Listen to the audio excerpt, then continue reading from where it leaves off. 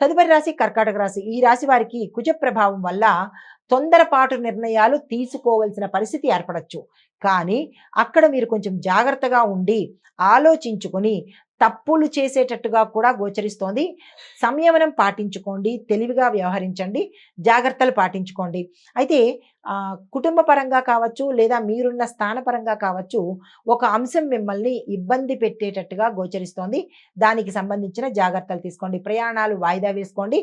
తొందరపడి ఏ నిర్ణయాలు ఈ రోజైతే తీసుకోకండి. ఎక్కడ అగ్రిమెంట్ల మీద సంతకాలైతే పెట్టకండి. పరిహారంగా మీకు మొక్కలను పెంచడం కానీ, ఏదైనా మొక్కలను పర్వాలేదు. ఇంట్లో కానీ, లేదా అంటే ఏదైనా ఆవరణలో కానీ, దేవాలయంలో కానీ, మీ చేత్తో మీరు ఒక మొక్కని కానీ, మొక్కలను కానీ దా మీ చేత్తో మీరు పెంచినట్టయితే, పెంచడం అంటే అక్కడ నాటినట్టయితే కనుక, ఏ మొక్కైనా పర్వాలేదు. తులసి మొక్క పర్వాలేదు, లేదంటే దేవతా వృక్షాలు ఏవైనా సరే, అక్కడ మీ చేత్తో మీరు నాటినట్టయితే కనుక కొంత గ్రహశాంతి జరిగేటట్టుగా గోచరిస్తోంది. మంచి ఫలితాలు పొందుతారు. తదుపరి రాశి సింహరాశి. ఈ రాశి వారికి శుక్రుడు అనుకూలంగా ఉండడం వల్ల ప్రేమకు సంబంధించినటువంటి సమాచారము, లేదా అంటే సానుకూలంగా ఇటు పెద్దలు అటు పెద్దలు స్పందించేందుకు అవకాశాలతో పాటు వివాహ విషయాలు ఏవైనా ఉంటే, సంబంధాలకు సంబంధించి వివాహ ప్రయత్నాలు కానీ అవన్నీ సానుకూలమయ్యేటట్టుగా ఈరోజు కనబడుతోంది. ఉద్యోగంలో పురోగతి, ఐటీ రంగంలో ఉన్నవారికి కొత్త కొత్త ఆఫర్స్ వచ్చేటట్టుగాను, కొత్త ప్రాజెక్టులు సక్సెస్ఫుల్గా తీసుకునేటట్టుగాను గోచరిస్తోంది. అలాంటి అవకాశాలు ఏమైనా వస్తే కనుక వదులుకునే ప్రయత్నం చేయకుండా తీసుకునే ప్రయత్నం చేసుకోండి. అయితే మీకు చెప్పదగిన పరిహారము ఆదిత్య హృదయాన్ని పఠించడంతో పాటు, లేదా ఒక్కసారి వినడమైనా చేసినట్టయితే కనుక కొంత మంచి ఫలితాలు పొందేందుకు అవకాశం ఉంది. తదుపరి రాశి కన్యా రాశి.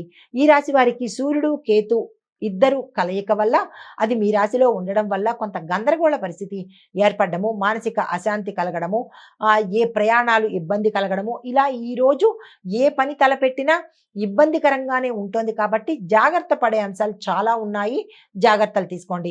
కుటుంబ పరంగా అపార్థాలు రావడము, అనారోగ్య సూచనలు, ప్రయాణాల్లో ఇబ్బందులు, ప్రమాదాలు జరిగేటట్టుగా గోచరిస్తోంది.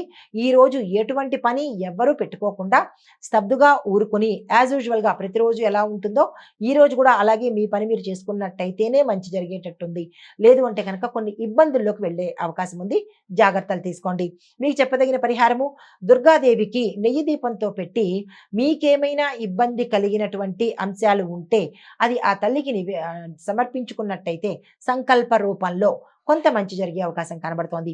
వీలున్న వాళ్ళు, చెయ్యగలిగిన వాళ్ళు దుర్గా అమ్మవారి ఆలయ దర్శనం చేసుకుని అక్కడ మీ పేరిట పూజ చేయించుకున్నట్టయితే కనుక ఇందాక చెప్పిన ఇబ్బందులు కానీ, ప్రమాదాలు కానీ కొంత ఉపశమనం కలిగే అవకాశం కనబడుతోంది.